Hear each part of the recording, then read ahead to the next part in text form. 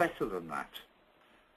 Well, this 5-year-old boy has been admitted with pyrexia. He's got a flu-like illness. He's complaining of earache. And he's also quite dry and a little hypotensive. But does he need more volume? Well, let's measure his stroke volume. This is using the sternal notch, looking down at the aortic valve, and we're measuring his stroke volume beat to beat in real time. His stroke volume is about 28 mils. Now we get Mum to raise the legs. His stroke volume increases to 34 mils, a very useful increase in stroke volume. He must therefore be on the underloaded side of the Starling curve. He will respond to preload. Now this simple test can be done as often as we like. But supposing this child was overloaded, when we raise the legs, we would increase the overload further and his stroke volume would decline. Well, that's no big deal. We just put the legs back down and we're back to where we started. No harm done. Now let's offload the patient. So this very simple test, along with continuous stroke volume measurement, gives us the answer to where we are on the Starling curve. Now, volume resuscitation is practiced every day in every hospital in the world in a wide range of conditions. What they all have in common is that what they are trying to do is either to increase the blood pressure or they're trying to increase blood flow, i.e. they're trying to increase cardiac output. Now, a clinical observation that I'm sure we've all made at time to time, the response of patients to volume loading is variable, from a very good response to little or even no response at all. Now, why is that so? Can hemodynamics explain that? Well, you bet it can. Firstly, as we've seen, it depends a little where we are on the Starling curve. If we increase preload by about 30 mils, then in this situation we get an increase in stroke volume of about 20 mils because we're still on the left side of the Starling curve. That same increase in preload here, however, results in a much smaller stroke volume because we're now approaching the apex. Now, if we carry this further and we go to the apex of the Starling curve, then an increase in preload will produce no increase in stroke volume. And as we've seen, if we carry on further, we may even see a decrease in stroke volume as we move to the right side of the curve. So that's one explanation for volume responsiveness. But there's another and perhaps much more important answer.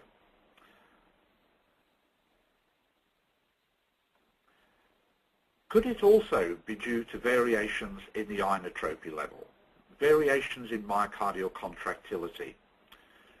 Well, why is inotropy important? Well, these basic formulae that we learnt at the start, blood pressure is systemic vascular resistance times heart rate times stroke volume. Stroke volume times heart rate, of course, is cardiac output. So these two vital parameters, blood pressure and cardiac output, both depend crucially on stroke volume. And stroke volume, as we know, depends on preload, inotropy and afterload. So where does fluid loading come into this? Well, unfortunately, our fluid loading is trying to increase BP or trying to increase cardiac output. But there is no direct pathway that links fluid loading to BP or to cardiac output. Fluid loading only works by increasing ventricular preload. That then feeds into inotropy, and inotropy has to respond to that preload so that we can effect an increase in stroke volume. So fluid loading has to go through grand central here, which is inotropy. If we have insufficient inotropy, we cannot control stroke volume. If we can't control stroke volume, then we can't increase it. And then we can't increase cardiac output, and we can't increase blood pressure. So inotropy is central to hemodynamics. So let's go back to our Starling curves. Well, in this patient, yes, we'll have a cardiac output around a stroke volume of 50 mils. We increase the volume, and our stroke volume goes up by about 25 or 30%. Very useful.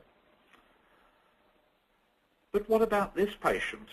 If we increase the ventricular filling from here to here, i.e. we double the ventricular filling, then our stroke volume will change only minutely. What we need to do is take this patient and move them to a different curve. They need to switch tracks. We will never achieve a useful stroke volume in this patient, however optimal their preload. We need to change their inotropy. But if we do that, now let's look at what happens to stroke volume. So in terms of bang for our buck, we get far more in terms of stroke volume from increasing inotropy in this situation than we could ever achieve by using fluid. Now, last month in critical care, Stephen Thiel and his colleagues down at St. Louis, Missouri, published this paper on non-invasive stroke volume measurement and passive leg raising, rather as we saw in the video clip. And they showed that in medical ICU patients, they could prove 90% indication of fluid responsiveness by the response to stroke volume to leg raising. Now, they were looking at a 15% increase in stroke volume 2 minutes after the onset of passive leg raising. In our series in Bathurst, we looked for a 10% increase in stroke volume at any time up to 2 minutes by using continuous stroke volume measurement, and we found that it was about 95% predictive, both positive and negative, of fluid responsiveness. So we're finding pretty much the same kind of results as St. Louis. Some more numbers that come into USCOM. Peak velocity. What does that have anything to do with hemodynamics? Well, just imagine a baseball pitcher. The speed that ball leaves his hand will depend on the power of his arm. The more powerful the pitcher, the faster the ball. The same is true, all other things being equal, of the myocardium. The more powerful it is, the faster the ejection velocity. Cardiac output, cardiac index, well, very simply, are we dealing with a trickle or are we dealing with a flood? How much blood are we pumping?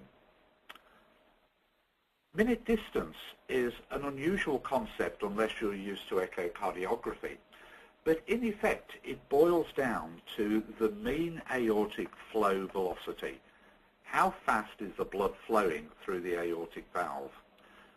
Now, this actually gives us an immediate indication of the state of dynamism of the circulation. The normal is 14 to 22 meters per minute. Above 22, the circulation is hyperdynamic.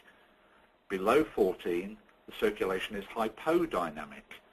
14 to 22, the circulation is normodynamic. Very quick, very easy, and it's the very first thing I ever look at when examining an USCOM data set. So think minute distance, dynamism. The stroke volume